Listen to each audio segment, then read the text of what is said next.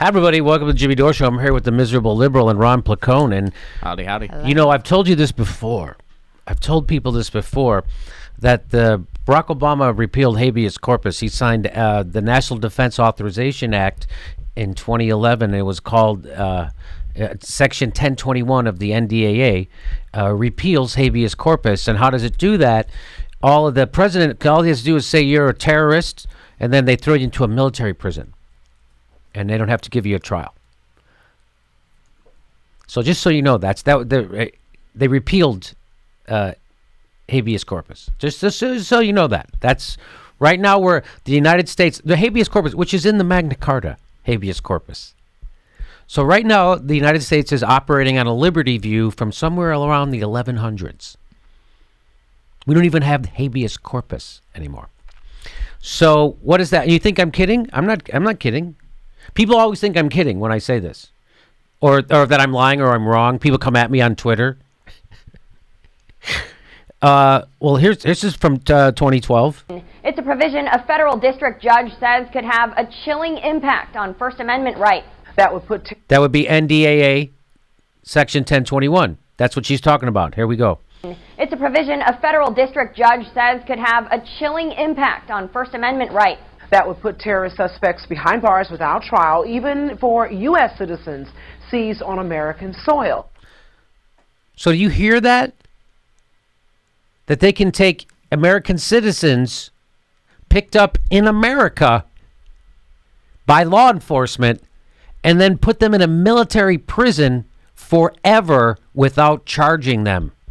All they have to do is say you're a terrorist. You think that? So that's what that is right there. So just so you know, that's what she's talking about.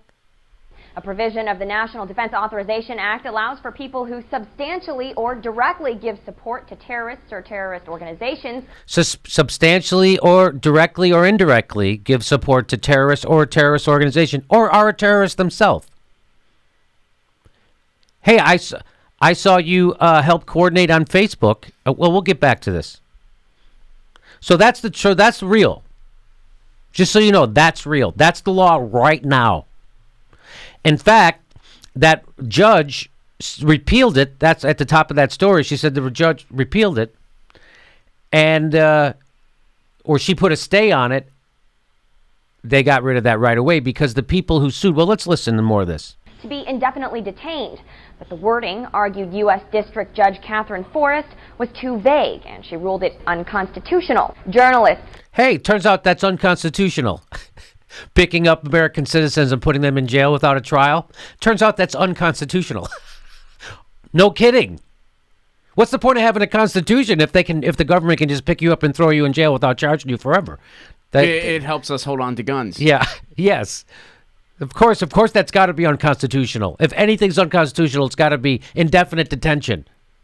Scholars and political activists argued any association with terror suspects overseas, even by just interviewing them, would make journalists targets under the provision. Anybody. Prominent civil rights activist Cornel West was among a group of plaintiffs who sued the Obama administration over NDAA. We need to stand for freedom. There's an escalating authoritarianism and even a creeping fascism. Freedom is precious. If we don't fight for it, you lose it. Judge Forrest. So that was him saying that. That was during the Obama administration, and nobody really gave a shit that Obama did that because, it's Obama. He's not going to put you in jail without giving you a trial. Oh, Donnie Tanahans can do that now. Oh, Barack Obama handed that over to Donnie Tanahans? Yes, he did. Now, Donald Trump, who's famous for wanting to put journalists in jail, everything he sees as... all he has to do is say a protester, those guys are terrorists. Put him in jail forever. Everybody told me that he would do stuff like that. That's why we were supposed to be afraid of him. That's why he was supposed to be an existential threat to our democracy, because he's supposed to do stuff like that. But Barack Obama handed him that power. He didn't try to take it away. I wonder why. And that's Cornel West screaming about it when he was supposed to be screaming about it when a Democrat was doing it. So they tried to make sure that they tried to end that in the House. The House proposed a bill, a bunch of Tea Partiers who actually cared about the Constitution, and a bunch of progressive Democrats who actually also care about the town. Isn't that funny? The extreme right and left. They got together and they proposed a bill to end indefinite detention, but it failed. It failed. Well, here's from that article. It says on Wednesday, federal judge Catherine Forrest found that the law violates rights to free speech and due process, but House members defended it, ultimately voting 238 to 182 against an amendment to guarantee civilian trials for any terrorism suspect arrested in the United States. So you're not guaranteed a trial anymore in the United States. Just so you know. We've gone back to medieval fucking times in the United States because of terrorism, and everybody shut up because Barack Obama was doing it. Scary now that it's Donnie Tynahan's, huh? The president right now, Donnie Tynahan's right now, because of what Barack Obama and the Democrats did right now, Donnie Trump can go outside the judicial process and of the constitutionally protected rights that are part of a court trial and lock somebody up indefinitely or place them in military custody here in the United States. Think about that. That the Trump right now can go outside of normal due process and outside of the normal court procedures that a defendant gets and put you in jail indefinitely without charging you, or put you in a military prison. All he has to do is say you're a terrorist. Jimmy, that sounds like hyperbole. You're saying that. Well, where are you getting this from? I don't know. Maybe a congressman said those exact words on the floor of the House when they were debating that bill. And what did they say back to them? Well, what that means is if you're gonna give them a trial, if you're gonna give everybody a trial, even people we say are terrorists, what that means is as soon as a member of Al Qaeda sets foot on American soil, the first thing he hears after you are under arrest is you have the right to remain silent and you have the right to provide an attorney. And if you can't afford one will be provided for you, said Republican Representative Mac Thornby, a Republican of Texas. Yeah, that's called our system of law. What do you don't like it? Would you like us to adopt some kind of maybe communist or fascist or right wing? Should we go back to mid-50s Germany, East Germany, or you want to go back to the red? What do you want to go back to? So this is weird when you hear Americans talk about how they don't like the fact they don't like our criminal justice system being used by criminals. You mean then you're gonna use our Constitution? Yeah, it used to be a time when we wanted to export our Constitution and our values about democracy and liberty. We wanted to export that. We wanted to show everybody how we lived and handled stuff, and we wanted the rest of the world to follow our lead. And now we're like, that's special. We don't want everybody else to have our Constitution or our liberty. We do that as a favor to our own citizens.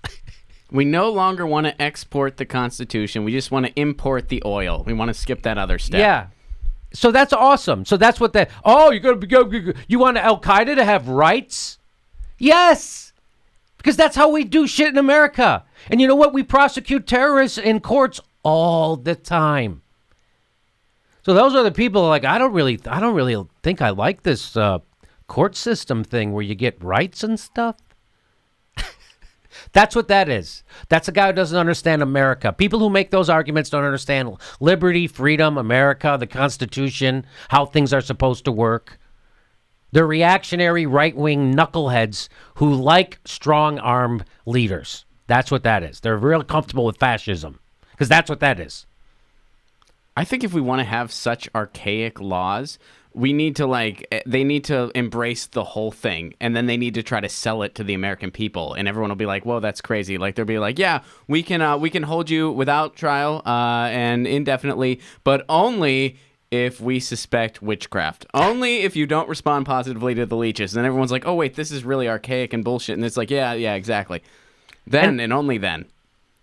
And by the way, we weren't even talking about people from other countries. We're talking about American citizens rounded up in America. And he switches the subject to Al Qaeda.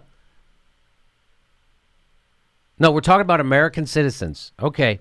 So why, Jimmy, big deal. That's never happened. What are you talking about? Why would they do that? That's not going to happen. Why would that ever? Huh? What? Jimmy? Well, Did you know that the United States government considered Nelson Mandela a terrorist until 2008? Wow. Until 2008. Mandela was a designated terrorist 18 years after he was released from prison, 15 years after he won the Nobel Peace Prize, and 14 years after he was elected president of South frickin' Africa. The United States still considered him a terrorist. So this is who you want to have decide who's a terrorist in the United States or not, some government jagoff? This is who you want? You want Giuliani to decide if you're a terrorist? Do you want Steve Bannon to decide whether you're a terrorist or not, or whether you deserve a court trial? That's what you want? Because that's what it is. And you know, in 1962, the United States considered Mandela to be the most dangerous communist outside of the Soviet Union. That's our country. That's our fucked up, stupid, backwards, moronic, dumb country. It was subsequently revealed that a CIA agent provided the South African government the information necessary to apprehend Nelson Mandela and land him in prison for 27 years. That was our CIA helped out. Now you tell me he was a fucking terrorist. But we should not forget that Angela Davis, Malcolm X, and yes, even the now beloved Martin Luther King Jr. were at varying times labeled enemies of the state. Those people were considered enemies of the state, civil rights leaders. So let's not forget who they consider to be an enemy of the state or a terrorist who deserves a court trial or not. So in an era of Trump, when people need to be standing up, Barack Obama laid the groundwork for all those people who stand up to be thrown in jail without a trial. The First Amendment protected their organizing, but it did not stop our federal law enforcement agencies from watching, labeling, and arresting them. We are fortunate that these heroes of racial justice did not cower when faced with jail time, but instead spoke even louder. And where do I get this information from? From the ACLU. And they have an article headlined, "Why is the Department of Homeland Security labeling protesters domestic terrorists?" Because you might be sitting there going, well, I'm not Martin Luther King or Malcolm X. I mean, I'm not going to get in trouble. I'm not one of those guys. Did you go to a protest? Do you care enough to get involved? Do you care enough to protest where you get arrested peacefully? Because lots of people do that all the time and always have done in the United States, like Martin Luther King Jr. Why? And so now the DHS is labeling protesters domestic terrorists, which means no fucking trial for you. Which means we can put you in jail indefinitely. All we do is say you're a terrorist. Earlier this week, we learned that people in Portland organizing against police killings of black men. So if you organize against the police killing black men, they're going to call you a terrorist. You'll be labeled a terrorist. If you kill the black men, that's fine as long as you have a badge.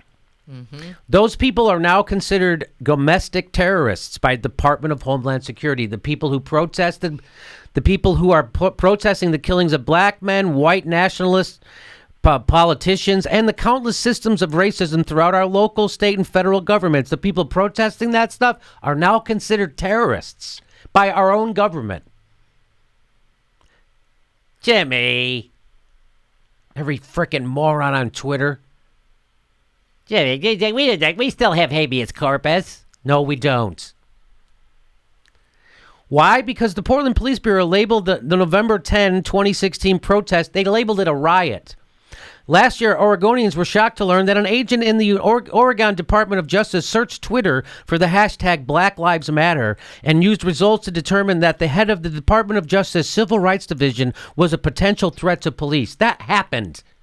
That happened.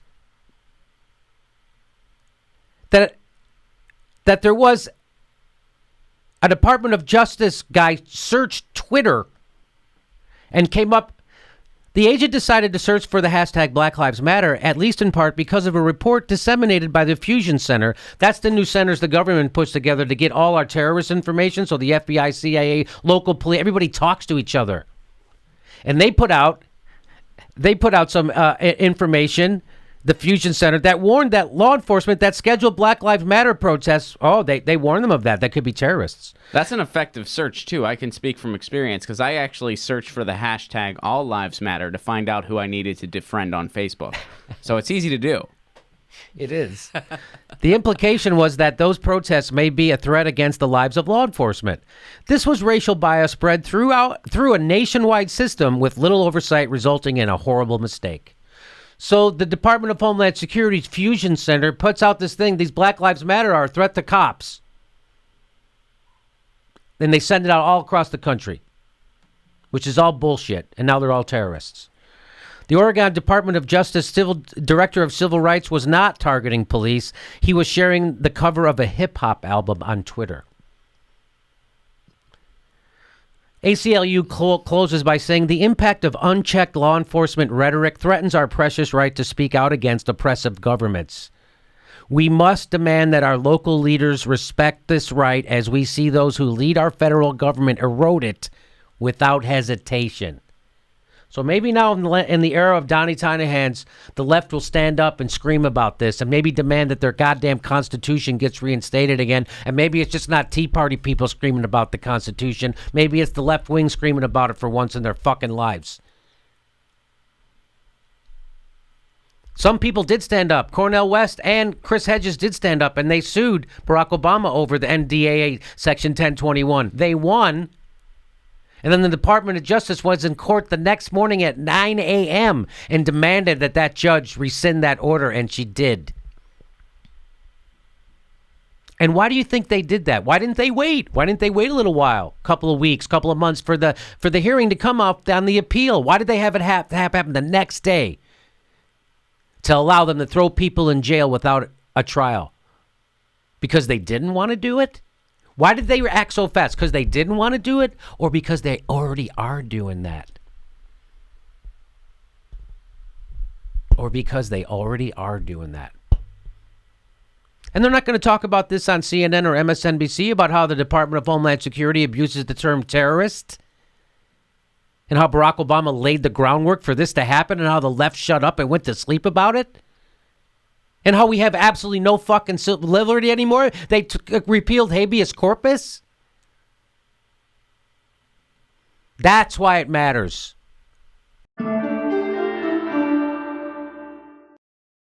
Hey, our next show is March 20th in Burbank. It's almost sold out. Our next show after that is April 3rd in Hollywood at the Improv. Links for tickets right below.